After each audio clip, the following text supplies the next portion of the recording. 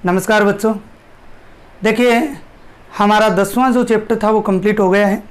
आज हम फिर से जीव विज्ञान की बात करने वाले हैं और जो लेसन नंबर 8 है उसकी शुरुआत करेंगे। कितने नंबर लेसन की शुरुआत करेंगे? लेसन नंबर 8 की शुरुआत जो है वो करने वाले हैं। 10वां चैप्टर जो है वो आपका पूरा कंप्लीट हो गया है। क्या नाम था? प्रकाश का परावर्तन और अपवर्तन। अच्छी तरह से हमने उसको पढ़ा। उसके लगभग 13 पार्ट्स जो थे वो बने थे, 2 प्रश्न उत्तरों के बनाए थे, टोटल 15 पार्ट्स जो है वो बने थे और हमने उसको अच्छी तरह से समझने का प्रयास जो है वो किया था। अब आगे आपके शुक्रवार को होने वाला जो टेस्ट है उसमें वही अध्याय आएगा, तो इसकी सूचना आपको ऐप पर भी मिल जाएगी। ठीक है, तो उसी चैप्टर की आपको अच्छी तरह से तैयारी करनी है। शुरुआत करते हैं 8वें चैप्टर की। 8वें चैप्टर का नाम क्या है? सबसे पहले महत्वपूर्ण क्या है, इसका नाम क्या है? इसका नाम है जीव जनन कैसे करते हैं। ये और बता देता हूँ, ये वायु से संबंधित आपके चैप्टर हैं। ठीक है, हमने इससे पहले 2 चैप्टर वायु के पढ़ लिए थे और ये 8वां चैप्टर जो 6 और 7 नंबर जो हमने पढ़ लिए थे। अब हम जो बात करने वाले हैं 8वें चैप्टर की, जिसका नाम है आपके जीव जनन कैसे करते हैं। जीव जनन कैसे करते हैं, चैप्टर हमसे पूछ रहा है कि जीव जनन कैसे करते हैं। ये बातें हमें इसके अंदर पढ़नी है कि किस प्रकार से जो ऑर्गेनिजम्स होते हैं वो जनन करते हैं। अंग्रेजी में अगर बात करें तो कैसे करते हैं, हाउ डू, और जीव का मतलब होता है ऑर्गेनिज्म और जनन जो है उसे इंग्लिश में बोला जाता है रिप्रोडक्शन। तो हाउ डू ऑर्गेनिजम्स रिप्रोड्यूस। ठीक है, जीव जनन कैसे करते हैं। सबसे महत्वपूर्ण जो बात आती है यहाँ पे, सबसे पहले हमें ये समझना ज़रूरी है जीव क्या होते हैं। आप लोग कक्षा 6 से पढ़ते आ रहे हैं, जब से आपके सब्जेक्ट में विज्ञान शब्द जुड़ा है तब से आप लोग, क्योंकि 5वीं तक आपने पर्यावरण अध्ययन पढ़ा था, अब आप क्या पढ़ रहे हो? विज्ञान। 6, 7, 8, 9 क्लास तक आपने क्या पढ़ के आए हो? विज्ञान पढ़ कर आए हो। तो बात करते हैं जनन की। जनन से पहले जीव 2 प्रकार के आपने पढ़े हैं, एक तो सजीव और एक निर्जीव। हम केवल सजीव की बात करेंगे क्योंकि केवल सजीव के अंदर ही कौन सा गुण पाया जाता है? जनन का गुण पाया जाता है। निर्जीव के अंदर ऐसा कोई गुण नहीं होता है। जो भी जैविक क्रियाएं होती हैं वो किसके अंदर नहीं पाई जाती? निर्जीव के अंदर नहीं पाई जाती, केवल सजीव के अंदर पाई जाती हैं। बात करते हैं इसके अलावा जो जीव हैं वो 2 प्रकार के होते हैं, एक तो जंतु होते हैं और एक पादप होते हैं। एक जंतु होते हैं और एक पादप होते हैं।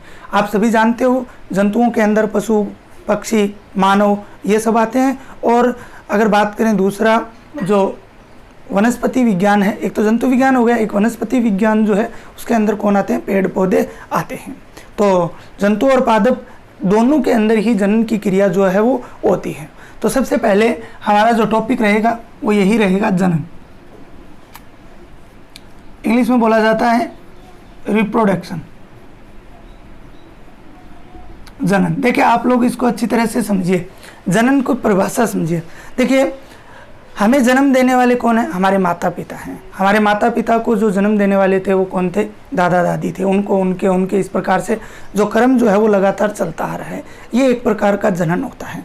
अब ये जनन होता किस प्रकार से, इसकी परिभाषा क्या होगी? तो मैं पहले परिभाषा लिखता हूँ, उसके बाद में हम परिभाषा के एक एक शब्द को समझेंगे। देखिए जनन, जनकों द्वारा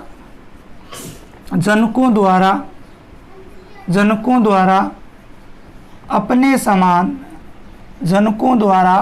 समान संतति उत्पन्न करना जनन कहलाता है। मैं ये परिभाषा क्यों लिख रहा हूँ? यहाँ पे मैं परिभाषा क्यों लिख रहा हूँ? क्योंकि परिभाषा में 2-3 शब्द ऐसे हैं जो आपको समझ में आने चाहिए, जो अभी तक आपको कुछ को पता होंगे, कुछ को नहीं है। देखिए जनकों द्वारा अपने समान संतति उत्पन्न करना ही क्या कहलाता है? जनन कहलाता है। बात करते हैं सबसे पहले जनकों को इंग्लिश में बोला जाता है पेरेंट्स। क्या बोला जाता है? पेरेंट्स, अर्थात बोल सकते हो माता पिता। क्या बोला जाता है? माता पिता बोला जाता है। इसके बाद अगर बात करें द्वारा अपने समान संतति का मतलब होता है पुत्र पुत्री। संतति का मतलब क्या होता है? पुत्र पुत्री। इन्हें ऑफस्प्रिंग बोला जाता है इंग्लिश के अंदर अगर बात करें। ठीक है, तो जनकों द्वारा अपने समान संतति उत्पन्न करना ही क्या कहलाता है? जनन। जनक कौन हो गए? माता पिता। और माता पिता द्वारा अपने समान पुत्र और पुत्रियों को जन्म देना ही क्या कहलाता है? आपका रिप्रोडक्शन जो है वो कहलाता है। क्या कहलाता है? रिप्रोडक्शन कहलाता है। प्यारे बच्चों, यहाँ पे बात करते हैं, एक शब्द और आया हुआ है समान। कुछ के दिमाग में ये चल रहा होगा कि समान कैसे। समान का यहाँ पर ये मतलब नहीं है डिट्टो, एक जैसे जीव जंतु जो है वो उत्पन्न अपने जैसे ही जीव उत्पन्न कर रहे हैं। यहाँ पे समान का मतलब क्या होता है, जो माता पिता के अंदर लक्षण होंगे वो ही पुत्र पुत्री के अंदर उन दोनों का मिक्स रूप होगा। अर्थात आनुवांशिक लक्षण इन माता पिता के होंगे, इनके पहले वाली पीढ़ी के होंगे, उनके पहले वाली पीढ़ी के होंगे। इस प्रकार से समान बोला है इसको, ठीक है। तो जनकों द्वारा अपने समान संतति उत्पन्न करना ही क्या कहलाता है, जनन कहलाता है। और जनन, अब एक प्रश्न बहुत बार पूछा जाता है, हाई लेवल पर भी पूछा जाता है, आपसे भी पूछा जा सकता है कि जनन क्यों आवश्यक है, जनन हम क्यों पढ़ रहे हैं, जनन जीवों के लिए आवश्यक क्यों है, क्यों आवश्यक है। तो इसका उत्तर ये रहेगा, प्रत्येक जीव अपना जो अस्तित्व बनाए रखने के लिए जनन की क्रिया लगातार करता रहता है। कि क्या बनाए रखने के लिए, अस्तित्व बनाए, जैसे मानव जो है वो अपना अस्तित्व बनाए रखना चाहता है, अपना जो है वंश जो है वो चलता रहे, उसके लिए वो क्या करता है, जनन की प्रक्रिया करता है या फिर पुत्र पुत्रियों को जन्म देता है। तो ये तो छोटी सी परिभाषा थी, आपको समझ में आ गई होगी, इसमें ज़्यादा समय नहीं लेंगे। इसके बाद में आगे के चैप्टर की बात करते हैं। तो आगे का जो हमारा टॉपिक रहेगा वो रहेगा जनन के प्रकार। क्या रहेगा, जनन के प्रकार, टाइप्स ऑफ रिप्रोडक्शन। देखिए यहाँ लिख देता हूँ मैं, types of reproduction, types of reproduction. प्यारे बच्चों, जनन के प्रकार, जनन के प्रकार की बात करते हैं तो जनन मुख्य रूप से 2 प्रकार का होता है। 2 टाइप्स ऑफ रिप्रोडक्शन, 2 प्रकार का होता है। कितने प्रकार का होता है, 2 प्रकार का होता है। दोनों के पहले नाम सुनिए, फिर हम एक की बात आज करने वाले हैं विस्तार से, ठीक है। देखिए, जनन 2 प्रकार का होता है। एक होता है अलैंगिक जनन, अलैंगिक जनन, और एक होता है लैंगिक जनन, लैंगिक जनन। देखिए, अलैंगिक जनन को इंग्लिश में बोला जाता है, वैसे तो इंग्लिश वाले आप याद रख सकते हो, और अगर नहीं भी रहते हैं तो कोई बात नहीं है, इसको बोलते हैं एसेक्सुअल रिप्रोडक्शन, एसेक्सुअल रिप्रोडक्शन, ठीक है। और लैंगिक जनन को बोलते हैं सेक्सुअल रिप्रोडक्शन। ओके, ये 2 प्रकार होते हैं। मुख्य रूप से जनन के कितने प्रकार होते हैं, 2 प्रकार होते हैं। आप कितने ही बड़े स्तर पर इसको पढ़िए, चाहे आप कॉलेज के अंदर पढ़िए, चाहे आप कॉलेज से आगे पढ़िए, इसको कहीं पर भी पढ़िए, आपको जनन के प्रकार जो हैं वो 2 ही मिलेंगे। जनन के प्रकार कितने मिलेंगे, आपको 2 ही मिलेंगे मुख्य रूप से। एक तो होता है अलैंगिक जनन और एक होता है लैंगिक जनन। बात करते हैं सबसे पहले अलैंगिक जनन की। किसकी बात कर लेते हैं, अलैंगिक जनन की बात करते हैं। देखिए, तो अलैंगिक जनन जो है वो क्या होता है, उसके हम विस्तार से बात करते हैं। एसेक्सुअल रिप्रोडक्शन, अलैंगिक जनन। अलैंगिक जनन की बात करते हैं तो देखिए, अलैंगिक जनन की सबसे पहले परिभाषा की बात करते हैं तो प्यारे बच्चों, परिभाषा क्या होगी। देखिए, अलैंगिक, जिस शब्द के पहले लगा हुआ हो और बाद में एक शब्द और दिया हुआ हो तो का यहाँ पे मतलब होता है एब्सेंट, अर्थात इसके अंदर क्या होगा, का अर्थ क्या होगा, नहीं। का अर्थ किससे लेंगे, नहीं से। तो इसकी परिभाषा समझिए, अलैंगिक जनन। पहले इसकी परिभाषा बताता हूँ आपको, फिर इसका अर्थ पूर्ण रूप से समझ में आएगा।